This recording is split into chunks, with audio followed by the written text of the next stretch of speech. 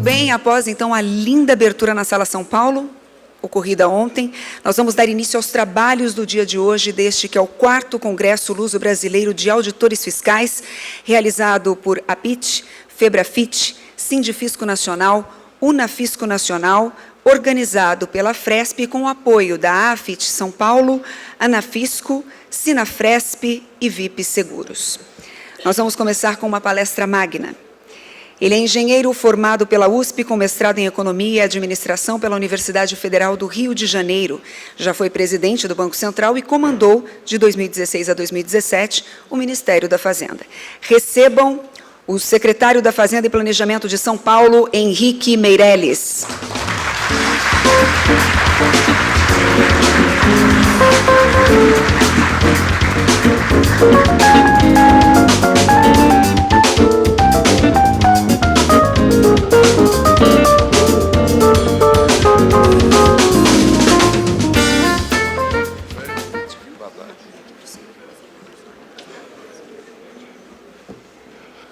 Muito obrigado. Em primeiro lugar, quero saudar a todos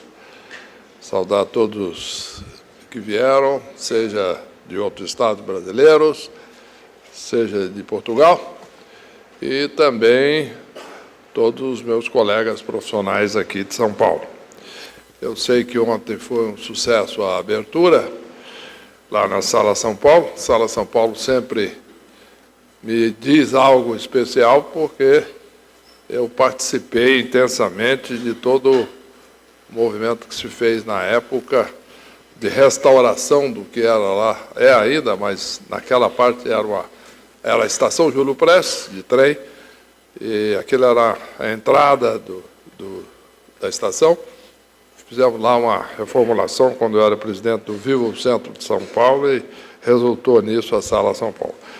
Bom, eu quero saudar o Marco Sintra, secretário da Receita Federal do Brasil, que tenho certeza vai propiciar um debate interessante aí sobre os nossos rumos aí da tributação brasileira. Ele é um autor aí de proposta de reforma tributária. A gente está contando aí a primeira, não é, Marcos, que já data de algum tempo, quando foi feita a primeira proposta. Gustavo Lei, coordenador da Administração Tributária de São Paulo, nosso colega lá, que eu agradeço também o convite, o Juraci Soares, o presidente da FEBRAFIT, e o Nuno Barroso, presidente da Associação Portuguesa, o Mauro Silva, que é o presidente da Unafisco Nacional, o Rodrigo Espada, presidente da Associação Paulista, fiscais de renda do Estado de São Paulo, e auditores de todo o país e de Portugal. Eu vou começar falando rapidamente sobre em que ambiente estamos vivendo, do ponto de vista econômico, mas uma coisa rápida, também um minuto sobre São Paulo, e entramos aí um pouco sobre, eu gostaria de falar sobre o papel do fiscal de renda no país e no Estado. Né? Em primeiro lugar, eu queria apenas mostrar a evolução da evolução do produto brasileiro e mostrar claramente como ele saiu aqui de um patamar em 14 de cerca de 3,5%, tinha atingido patamares até maiores antes. Meu último ano no Banco Central ele chegou a 7,5% em 2010. Mas houve uma queda muito forte e durante a gestão do governo da presidente Dilma, e aqui nós tivemos digamos aqui, o ponto pior foi exatamente quando nós assumimos aí o Ministério da Fazenda, quando nós estávamos aqui neste patamar de mais de 5% de queda. Né? Através de uma série de reformas que foram feitas, reformas que deram uma base para a retomada do crescimento, a retomada da confiança, eu vou mostrar isso, seja o teto de gastos, a própria reforma trabalhista, a Lei de Governança das Estatais, nós tivemos aqui uma recuperação bastante rápida, e chegamos aqui de um mínimo de menos 5,5 até, esse número não aparece aqui, mas no final de 17, sempre na comparação com o mesmo trimestre do ano anterior, chegou a 2,2. Então, portanto, tivemos uma evolução aí de quase 7%. Agora, tudo isso foi resultado exatamente do aumento da confiança, não é? Eu mostro aqui como estava a confiança em 13, a que ponto ela chegou no início de 16, depois que começamos a implantar as políticas adequadas para o país, que continuam, nós tivemos aí a recuperação da confiança. O risco na trajetória inversa. Tinha atingido aqui quase 500 pontos, voltou aqui ao patamar abaixo de 200, subiu um pouco no período eleitoral, voltou a cair no período pós-eleitoral. Portanto, esta é a evolução que houve nesse período. Agora, olhando à frente, esta é a trajetória de dívida pública. Eu gostaria apenas de chamar a atenção dos efeitos da reforma da Previdência. Né? Isso está sendo debatido, o governo está dando uma prioridade total, como deve, à aprovação da reforma da Previdência. Eu queria apenas chamar a atenção, porque eu também tenho um envolvimento grande, a primeira proposta da reforma nós fizemos, quando estávamos lá, etc. Agora, uma proposta bastante completa, etc. Esperamos que, e tenho confiança que deverá ser aprovado, mas, de qualquer maneira, isto é uma trajetória da dívida pública brasileira com a reforma, prevista, né? Com uma série de hipóteses, e aqui sem a reforma. Sem a reforma, nós vamos atingir aqui cerca de 102%, mais de 100% do PIB, o tamanho da dívida pública, isto é, a dívida pública como percentual do PIB, o que claramente é uma trajetória insustentável. Então, não há dúvida de que a reforma da Previdência é uma necessidade. Em termos de crescimento, o Brasil cresceu, em 2000, está crescendo aí cerca de 1%, eu acho que muito em função das expectativas, aí, e aprova ou não aprova a reforma da Previdência, aprovando a reforma, etc., nós tenderemos a entrar no nosso ritmo, que eu chamaria de um ritmo dentro do potencial do Brasil. Pode até crescer um pouco mais aqui, neste primeiro momento, devido ao hiato de produto que existe em função da recessão anterior. Mas vamos colocar aqui, então, uma trajetória normal aí dentro do nosso potencial de crescimento. Pode ser maior, pode, dependendo depois das aprovações, não só das reformas, mas das medidas de aumento de produtividade. Falando um pouco sobre São Paulo, nós temos uma agenda pró-competição, estamos incentivando e abrindo possibilidades para que o capital privado possa investir, principalmente em infraestrutura, que é uma necessidade grande. Temos um programa ambicioso, abrangente, de investimentos e privatizações. Por exemplo, temos aqui investimentos em metrô, estradas, portos, aeroportos, água, esgoto, prisões e outros. É um projeto extenso de investimento em privatizações, não só na infraestrutura, principalmente na infraestrutura, mas em outros serviços básicos também. A primeira rodovia, uma rodovia de 1.000 quilômetros, que sai ali de Piracicaba, vai até a divisa do Paraná, já está em processo. Em resumo, existe aí todo um vasto programa, um vasto potencial de investimento de fazer com que, de fato, cada vez a infraestrutura de São Paulo atenda às necessidades de crescimento do Estado. Muito bem. A ideia, então, estamos fazendo aqui uma série de projetos, como a modernização da indústria, lançamos 11 polos de desenvolvimento econômico, mas, importante mencionar isso, incentivos, sim, mas com responsabilidade fiscal. Nós estamos promovendo aí a reindustrialização, vamos chamar de São Paulo, na medida que São Paulo perdeu um pouco dentro deste processo da última década, eu diria, mas, principalmente durante o processo da recessão, São Paulo, a economia e a indústria caiu um pouco mais da média nacional, porque a indústria caiu um pouco mais que a média nacional, mas agora, com a retomada e com todos os programas, esperamos que São Paulo volte a crescer, inclusive acima da média nacional. Muito bem. Este, portanto, é o nosso sumário daquilo que nós estamos vendo, fazendo e já implementando aqui no Estado de São Paulo. Eu vou passar um vídeo agora.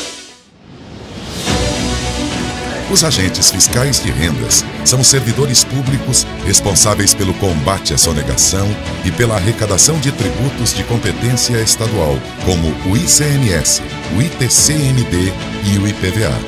Por meio de um trabalho orientador e técnico, a categoria traz recursos para o Estado investir em infraestrutura, segurança, saúde e tantas outras áreas.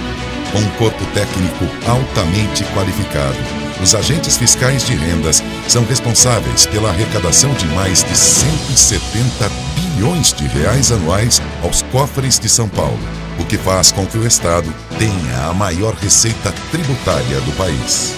Especialistas em legislação tributária, economia e administração pública são constantemente consultados pela imprensa e pelo meio acadêmico, aumentando assim seu reconhecimento perante outros agentes públicos, políticos e entidades de todo o país.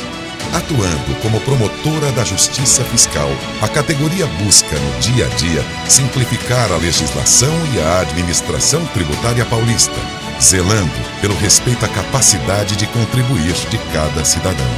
Dessa forma, ela promove também a justiça social no cotidiano das pessoas e das organizações. Estado eficiente se faz com fisco valorizado. Portanto, o fisco ele provém recursos para a prestação de serviços pelo Estado, promove a justiça fiscal e social. Por quê? Isso é muito importante, porque na medida em que não haja uma fiscalização efetiva, vocês sabem disso tão bem ou melhor do que eu, você incentiva os sonegadores, na medida que não faz a fiscalização adequada. E isso significa injustiça, quer dizer, começa a se prejudicar aqueles que são os bons pagadores, aqueles que cumprem as suas obrigações e cumprem a lei. Então, a fiscalização é fundamental, do ponto de vista de justiça fiscal, né, e social. Combater a sonegação. E um outro aspecto fundamental, que muitas vezes não é muito entendido pela sociedade, vocês fazem isso no seu dia a dia, que é orientar o contribuinte. Porque muitas vezes, com a boa orientação, vocês sabem disso, na sua experiência, o contribuinte cumpre as suas obrigações, evita problema para si, para o fisco e para o Estado, desde que tenha a orientação adequada de como proceder e o fato de que ele deve, de fato, cumprir as suas obrigações em tempo. Respeitar a capacidade de contribuir de cada cidadão, fundamental, né? Que é aí as contribuições para a legislação tributária, quer dizer, dentro da capacidade contributiva, né? Portanto, a tributação promove não só a concorrência leal, mas o equilíbrio de mercado e, em última análise, o aumento do emprego e da renda. Na gestão de políticas tributárias, nós temos que trabalhar também para a atração e retenção dos investimentos no Estado e no país, né? Muito importante isso, porque isso faz com que, de fato, em última análise, é uma contribuição importante para o crescimento. Finalmente, uma coisa básica, pagar tributos com dever de cidadania, um exercício de solidariedade, quer dizer, não é meramente cumprir uma obrigação. O imposto, como o próprio nome indica, ele não é voluntário, né? Ele é imposto, então ele tem que ser cobrado. Agora, em dito isso, é um exercício de cidadania, não há dúvida.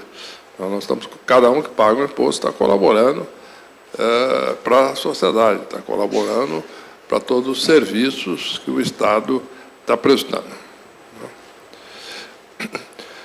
Falando agora de São Paulo, como então a estrutura básica de funcionamento, apenas enfatizando, existe a responsabilidade prevista para o fisco na Constituição Estadual. Os responsáveis são senhores e senhoras, né, os agentes fiscais de rendas, e isso gera investimentos, como eu mencionei, em todas essas áreas.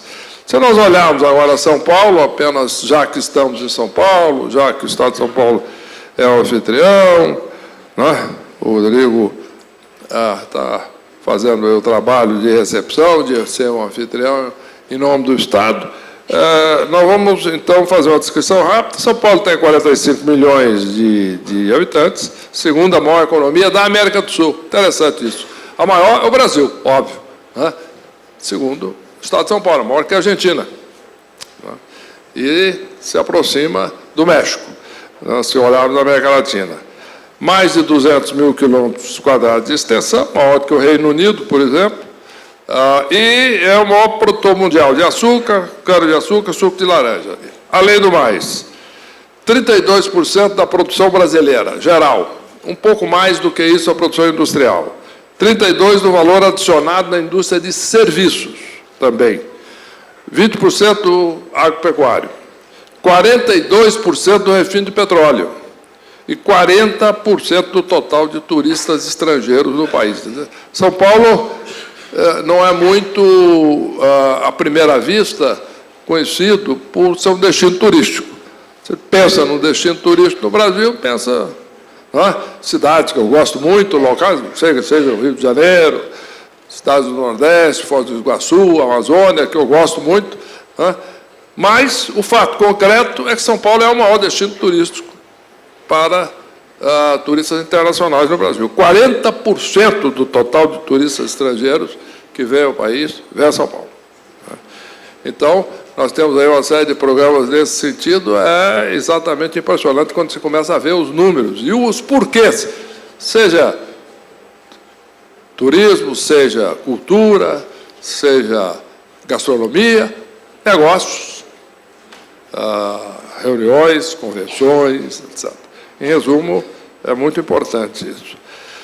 Importância do fisco para o Estado. O número de contribuintes do ICMS no Estado. Nós olhamos aqui em 2019, nós temos aí mais de 2.300.000 empresas, né,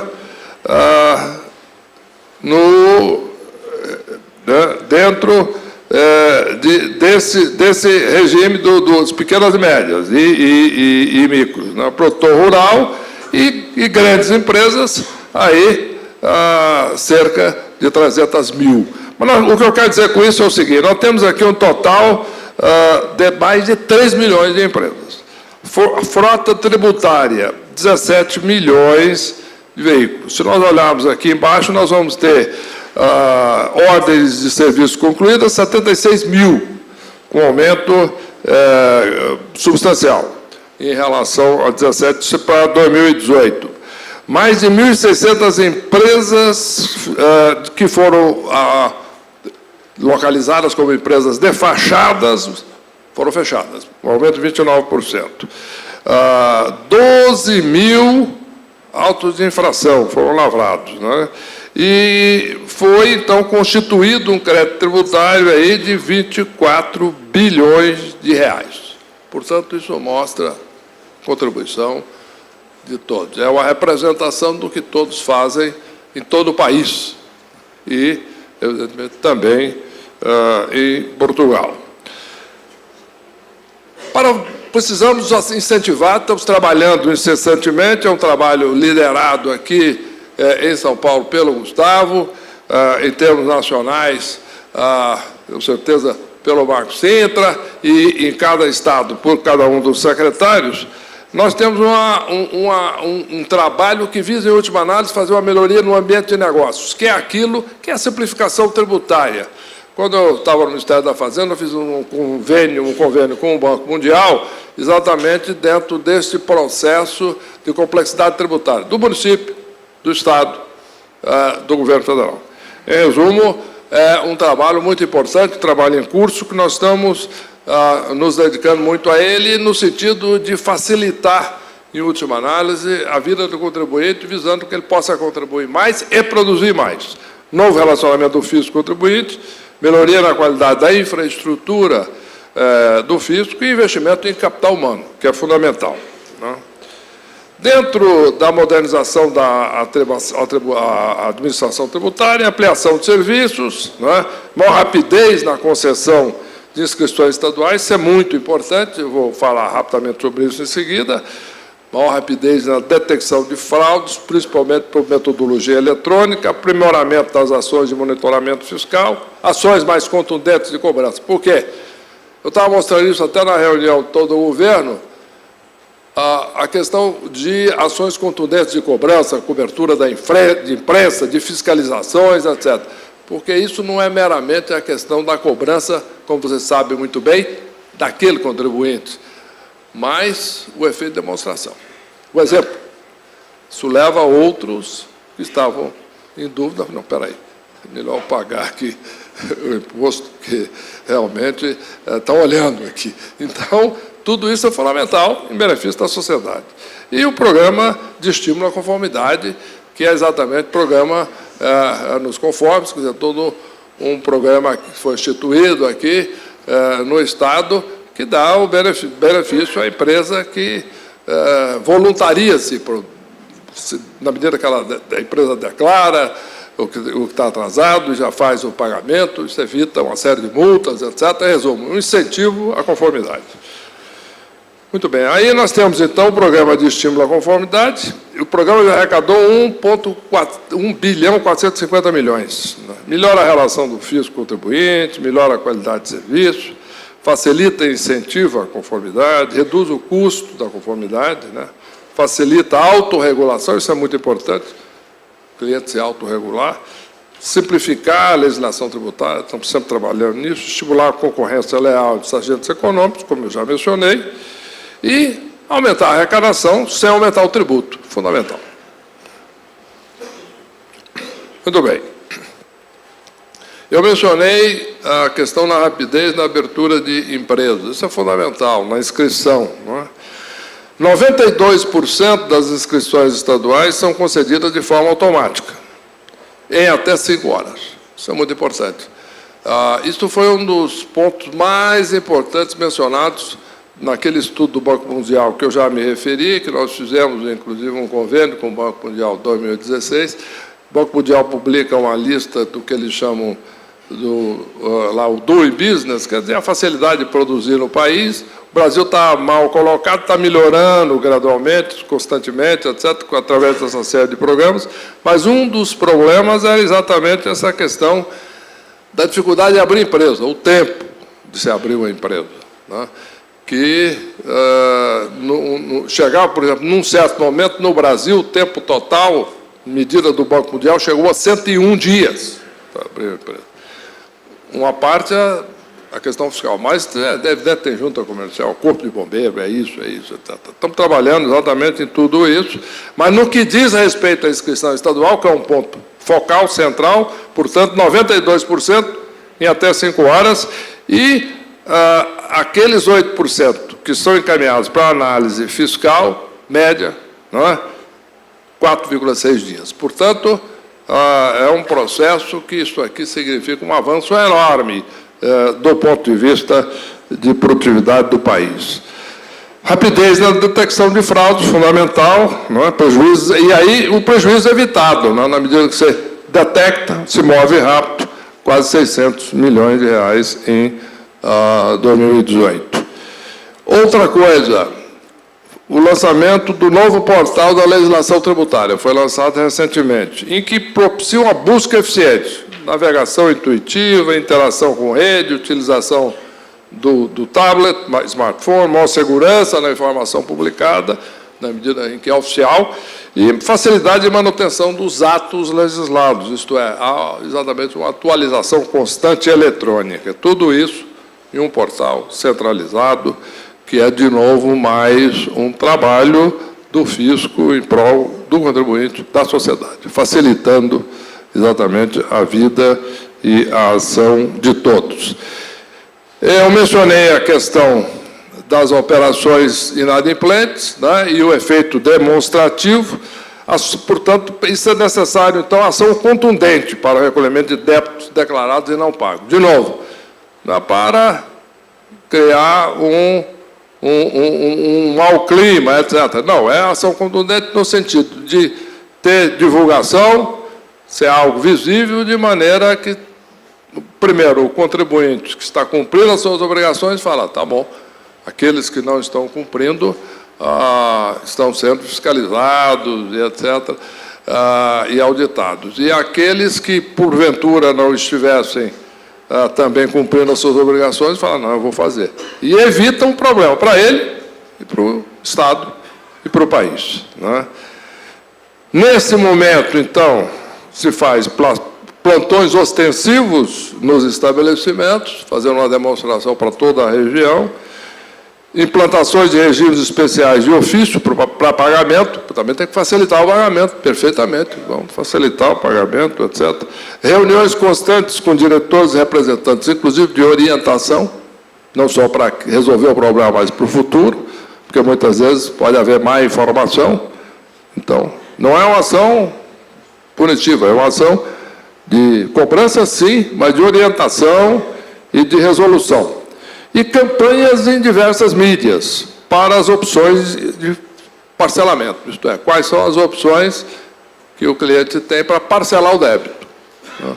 De maneira que ele, inclusive, evite essas operações da arrecadação aqui de mais de 300 milhões. Finalmente, né, para, inclusive, cumprir o tempo aqui, já começar o programa aqui, o seu programa do dia pontualmente, né, já começando na hora aí e também terminando na hora, nós estamos fazendo aí, portanto, convênios, né, de cooperação entre fiscos estaduais para combate à sonegação.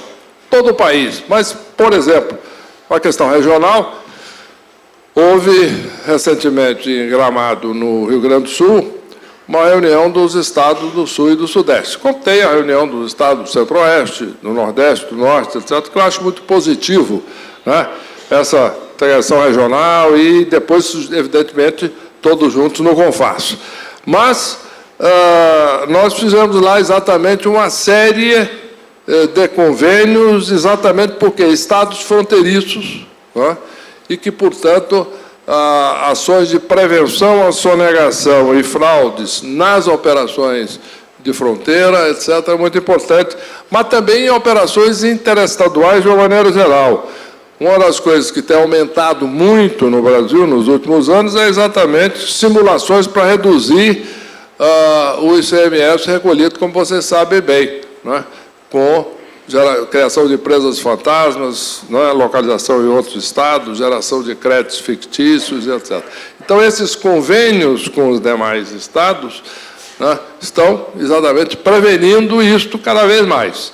De novo, beneficiando o bom contribuinte, dando bom exemplo, aumentando a arrecadação, e a divulgação disso na mídia é muito importante também, exatamente para prevenir e dar o exemplo e a mensagem a todos. Portanto, esta seria a mensagem fundamental que eu queria dar. Estamos exatamente cumprindo aqui o horário estabelecido. Rodrigo, temos aqui 20 segundos para terminar exatamente a minha palestra e coincidentemente ou não, ou bom planejamento, quem sabe eu estou exatamente no último slide e no final da palestra. Foi, portanto, um evento muito importante, me sinto muito honrado de estar fazendo essa palestra magna, quero cumprimentar a todos, o auditório lotado, gente do Brasil todo, fiscais aqui representativos do que de melhor existe no Estado brasileiro, que é a ação, de fato, de defesa da sociedade, de busca de recursos para financiamento. Quero cumprimentar a todos, quero cumprimentar o Gustavo, São Paulo, quero cumprimentar e o nosso secretário, Marcos Sintra, que vai falar em seguida. Eu tenho, como disse, uma reunião agora em que com o governador nós vamos receber uma delegação estrangeira, infelizmente eu não vou poder ficar aqui, gostaria muito, mas certamente meus colegas aqui vão me representar. Muito bem. Parabéns a todos, vamos em frente e sucesso no evento. Obrigado.